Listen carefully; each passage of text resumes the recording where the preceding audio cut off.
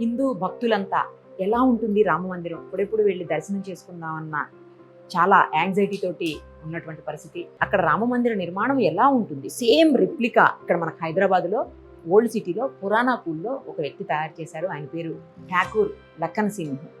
ఆయన సేమ్ అక్కడ అయితే ఎలా అయితే మనకు రామ మందిరం కనిపిస్తుందో యాజ్ ఇట్ ఈజ్గా థర్మాకోల్ తోటి చాలా అందంగా తయారు చేశారు. అసలు అది ఎలా తయారు చేశారు, ఎన్ని రోజులు పట్టింది, ఆయనకు ఆ మోడలు ఎక్కడ దొరికింది, ఆయన వెళ్ళొచ్చారా అయోధ్యకు, ఇవన్నీ కూడా వివరంగా ఆయన్ని అడిగి తెలుసుకుందాం. Gautam neuro care, brain stroke, migraine, fits, brain and spine surgeries కి బెస్ట్ న్యూరో సర్జన్.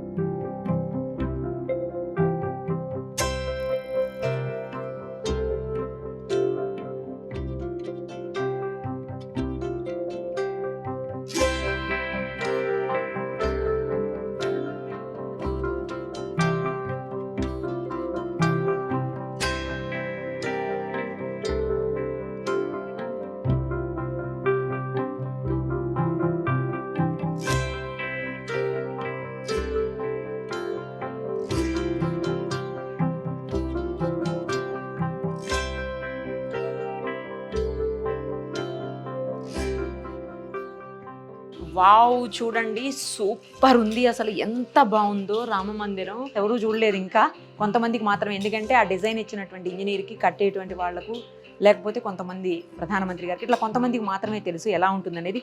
బట్ ఇప్పుడు ఇక్కడ రియల్గా రామ మందిరం ఎలా ఉంటుందో మనకి కన్నులారా చూసేటువంటి అవకాశం దొరికిందని చెప్పొచ్చు. లఖన్ సింహ గారి అవకాశం, ఆయన చేసినటువంటి పనితో మనకు అవకాశం దొరికింది.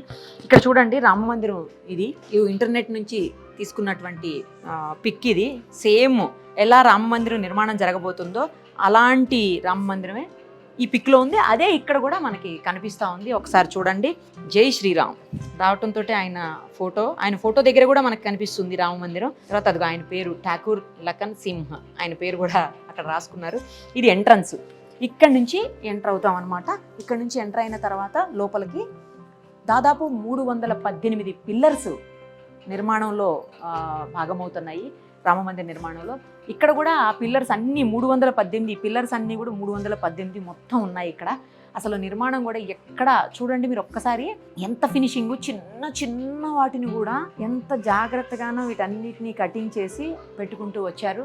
ఇక్కడ చూడండి నగిశీలు చెక్కుతారంటారు కదా, అట్లా సేమ్ అలాగే చేసుకొని వచ్చారు. ఇవి కూడా ఎంత బాగుందో ఫినిషింగ్. ఈ థర్మాకోల్ తోటి ఇంత బాగా చేయటం, అమ్మో ఇది మామూలు విషయం కాదు. అందుకే ఆయనకి 2 ఏళ్ళు పట్టిందని చెప్తున్నారు ఆయనకు. ఒకసారి ఆయనతో కూడా మాట్లాడదాం మనం. నమస్తే అండి లఖన్ సింహ గారు. నమస్కారం అమ్మ. ఎలా ఉన్నారు? ఎక్దమ్ ఫస్ట్ క్లాస్ ఉన్నమాట. ఎక్దమ్ ఫస్ట్ క్లాస్. కానీ ఎంత గ్రేట్ మీరు, 68 ఏళ్ళట కదా మీ ఏజ్. 68 ఏళ్ల వయసులో రామ మందిరం ఎలా ఉంటుందనేది దాన్ని రిప్లికా తయారు చేశారు. రియల్లీ హ్యాట్స్ ఆఫ్ అండి మీకు. ఎన్నాళ్ళు పట్టింది? 2 ఏళ్ళు పట్టిందా? 2 ఏళ్ళు పట్టింది బిట. ఎందుకంటే నేను ఒక్కనే చేస్తున్నా కదా, కాబట్టి మెల్లమెల్ల ఎప్పుడెప్పుడు సమయం దొరుకుతుంటే అలా నేను చేసుకుంటే వెళ్ళాను. వెళ్ళొచ్చారా అయోధ్యకు? వెళ్ళొచ్చాను బిట. చూశారు? చూశాను. అసలు ఈ ఆలోచన ఎందుకు వచ్చింది మీకు, ఇలా తయారు చేయాలి అన్న ఆలోచన ఎందుకు వచ్చింది? ఆలోచన ఏంటంటే, ఎప్పుడైతే నేను రామ్ మందిరానికి వెళ్ళానో అప్పుడు అక్కడ పరిస్థితి అంతా బాగా లేకుండే. కాకపోతే అప్పుడు అటువంటి పరిస్థితులు ఉండే. నాకు కూడా జర బాధ అనిపించింది. ఏం ఈ భారతదేశంలో శ్రీరాముని గురించి కూడా అంత పట్టించుకుంటే లేరు.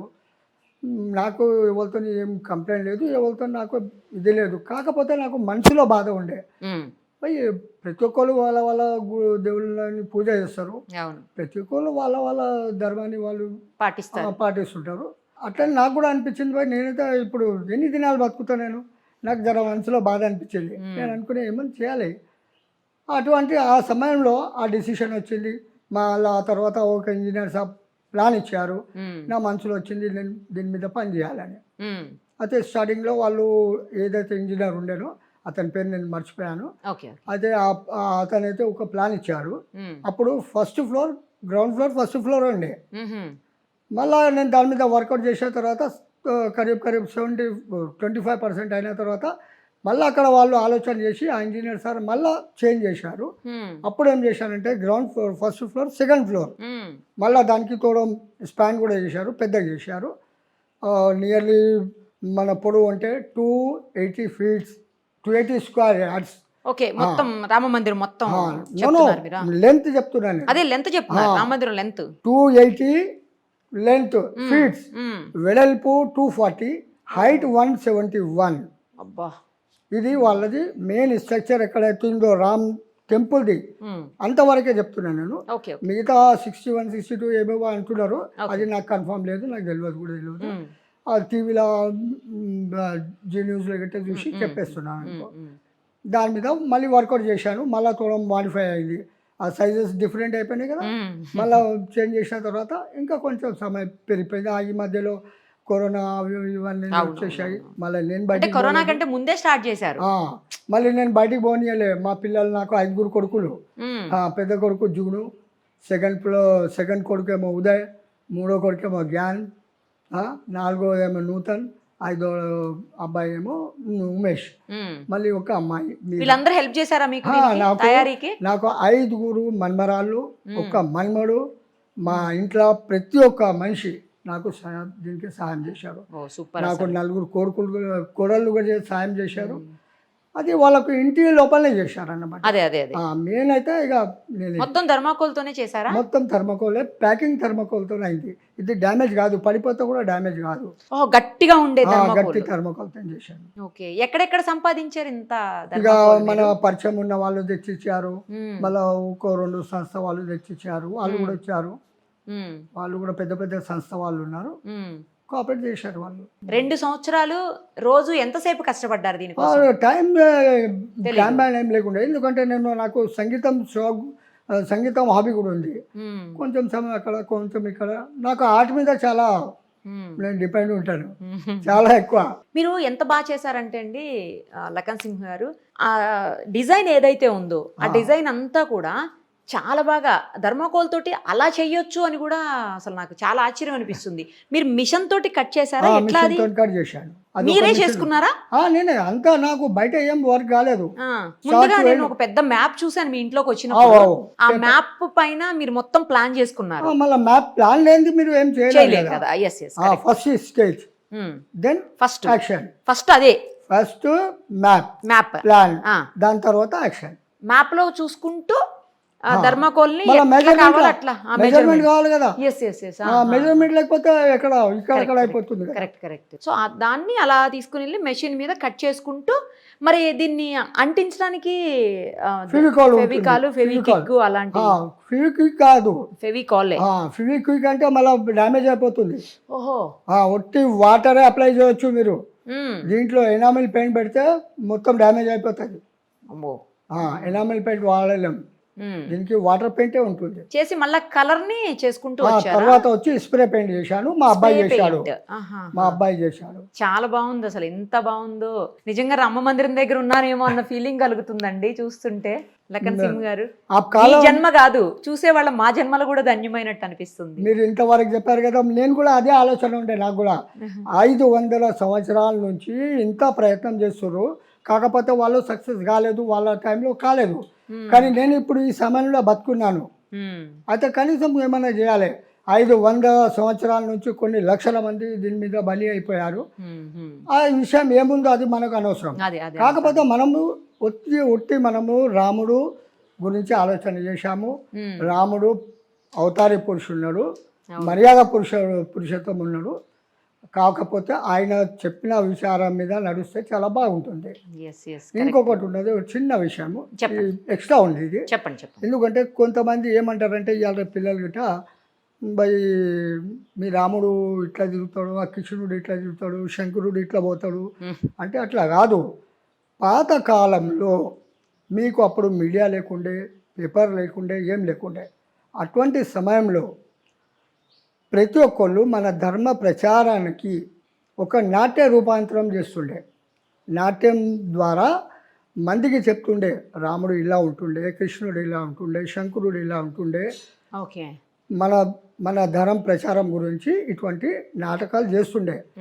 దాని గురించి వాళ్ళు తయారు చేసేట్లా చూపిస్తుండే.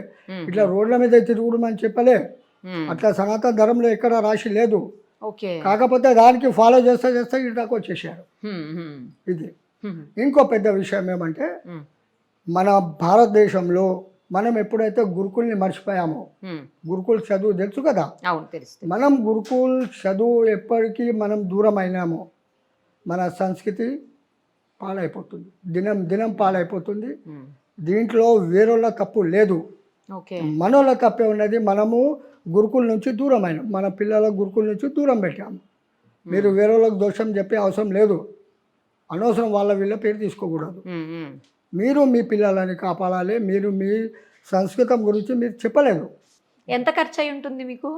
లేదమ్మా, ఖర్చు చెప్పలేను, చెప్పలేదు.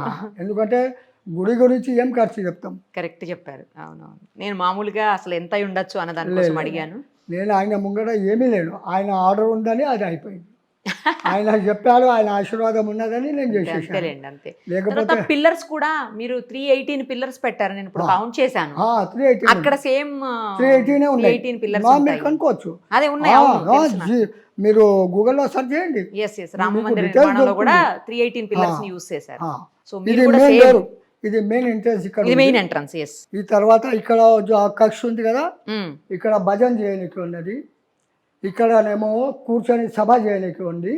కాకపోతే ఈ మధ్యలోనేమో హాల్ ఉంది, ఏదైతే మనము మీటింగ్ హాల్ అంటాం కదా, అప్పుడు దర్బార్ ఉంటుండే, రాజు రాముడు దర్బార్ ఉంటుండే. ఆ తర్వాత ఇక్కడ వచ్చినాక ఇది గర్భగృహ ఉన్నది, ఏదైతే ఇది పెద్దగా ఉందో దీన్ని సరిగ్గా కింద రామునిది పుట్టిన జన్మ స్థలం ఉన్నది, ఏడైతే మన నాయకులు పోయి పూజ చేశారు. ఓకే. ఎవరైతే మనము అక్కడ పోయి పూజ చేశామో ఆ టైంలో ఆ గర్భగృహ ఏదైతే అన్నారు కదా గ్రహ, అది సరిగ్గా దీని కింద ఉన్నది. ఈ నుంచి రాముడు పుట్టిన జాగా అది. ఈ మిగతా కక్షలు ఉన్నాయి ఇవన్నీ. ఆడ ఇంకొకటి ఉన్నదంటే ఒరిజినల్లో ఇక్కడ నుంచి ఒక ర్యాంప్ ఉన్నది, ఫస్ట్ ఫ్లోర్ వరకు పోతుంది. అక్కడ నుంచి ఒక ర్యాంప్ వస్తుంది, అది కూడా ఫస్ట్ ఫ్లోర్ పోతుంది. ఇవి ఎవరైతే నడవనికి రాదు, వికలాంగులు వాళ్ళకు తీసుకువెళ్ళడానికి. మళ్ళీ దీని కింద ఒక అండర్ గ్రౌండ్ ఉంది, మీకు టోటల్ పార్కింగ్, ఇవన్నీ సౌకర్యాలు ఇంకా చాలా ఉన్నాయి. మిగతా అక్కడ సీతా అమ్మవారి కిచెన్ ఉంది, రాముల వారిది ఉంది, లక్ష్మణ్ ఉన్నది, ఇంకా చాలా ఉన్నాయి. కానీ అవన్నీ నేను డీటెయిల్స్ చెప్పలేను. ఏది అయినా కూడా లక్కన్ సింహ్ గారు, మీరు చాలా గొప్ప కట్టడాన్నే ఇట్లా మా ముందు తీసుకొని వచ్చి అందరికీ చూపిస్తున్నారు. ఎట్లా ఉంటుందో అక్కడ అనేది డైరెక్ట్గా చూసేలాగా మమ్మల్ని చేశారు. చాలా చాలా ధన్యవాదాలండి. మీ శ్రమకు కూడా మళ్ళీ ఇంకొకసారి హ్యాట్స్ ఆఫ్ చెప్తూ, ఈ ఏజ్లో మీరు ఇంత సంకల్ప బలంతో 2 ఏళ్ల పాటు కష్టపడి ఇంత గొప్ప, అసలు హిందూ సమాజం మొత్తం మెచ్చుకునేంత గొప్ప ఆలయం రామమందిరం అనేది, ఆ రిప్లికాని మీరు మాకు చూపిస్తూ అందరినీ మమ్మల్ని కూడా భక్తి పారవస్యంలో మునిగేలా చేస్తున్నారు. ధన్యవాదాలండి. Thank you so much.